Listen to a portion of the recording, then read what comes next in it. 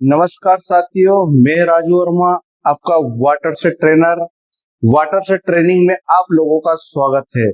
तो चलिए आज हम शुरुआत करते हैं। सबसे पहला पॉइंट है वाटर से ट्रेनिंग में कि वाटर सेट चीज क्या होती है। इसका हिंदी अर्थ होता है कि जल ग्रहण क्षमता होता है, जल ग्रहण। तो इसका अर्थ समझ लिया कि जल ग्रहण मतलब जल को ग्रहण करने वाला।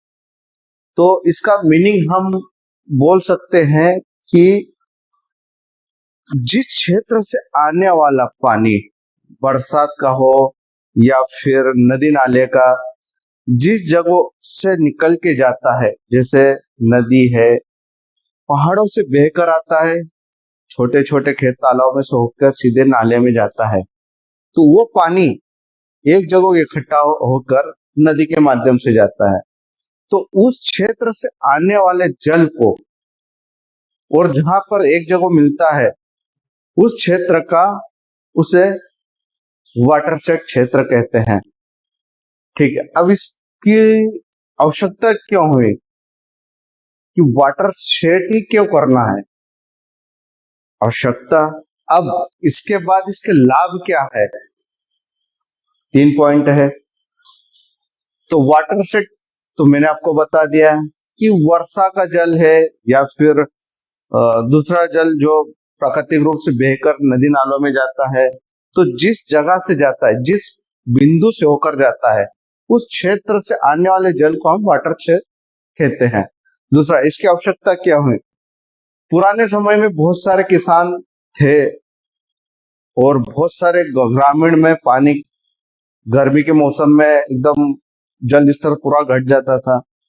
तो वाटर सेट में क्या एक्टिविटी होती है ना, इसकी आवश्यकता का हम बताएंगे आपको कि आवश्यकता क्यों है। ठीक है, आवश्यकता इसलिए भी कि गर्मी के मौसम में पानी का जल स्तर कुएं या ट्यूबवेल या तालाब या नदी में पूरा नीचे चला जाना, किसानों को सिंचाई के लिए पानी नहीं मिलना, ग्रामीणों को पानी नहीं मिलना, तो इसको देखते हुए हम वाटर सेट करते हैं।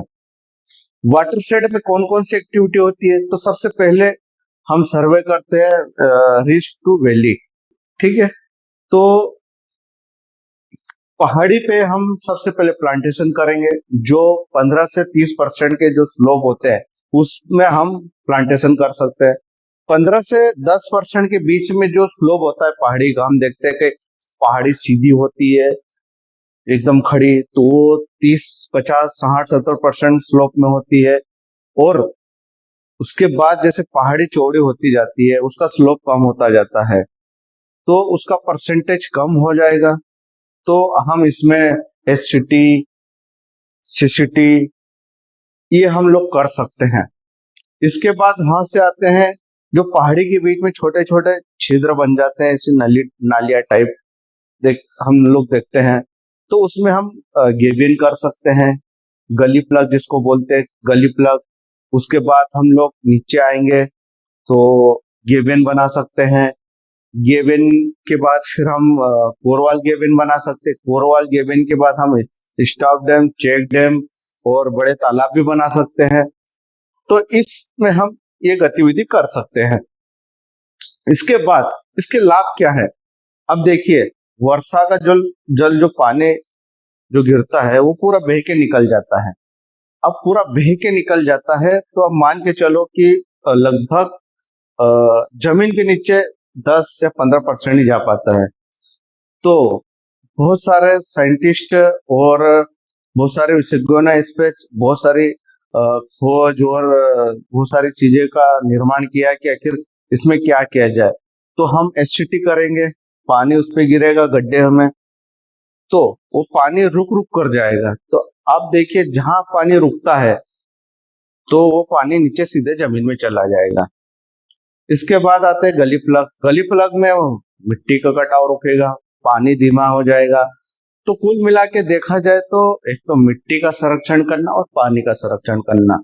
तो आप लोगों को शायद पता चल गया है कि वाटर सेट क्यों करते हैं। तो वाटर सेट मिट्टी के कटाव को रखने के लिए करते हैं और जल को संरक्षण करने के लिए करते हैं। ताकि किसानों को पानी मिल जाए, ग्रामीण समुदाय को पानी मिल जाए। तो हम इसी के साथ वाटर सेट का कार्य करते हैं, और इसके साथ बहुत सारे एक्टिविटी करने को हमें मिलती है कि वाटर सेट तो कर दिया है, अब किसानों के लिए लाइवलीहुड भी करना रहते हैं। ऐसे बहुत सारे प्रोग्राम एनजीओ के माध्यम से चलाए जा रहे हैं। तो दोस्तों, आप मेरे ऐसे वीडियो को आप देखते रहिए। बस इस वीडियो में इतना ही। आगे के नेक्स्ट में आपको बहुत सारी चीजें बताऊंगा। ठीक है, थैंक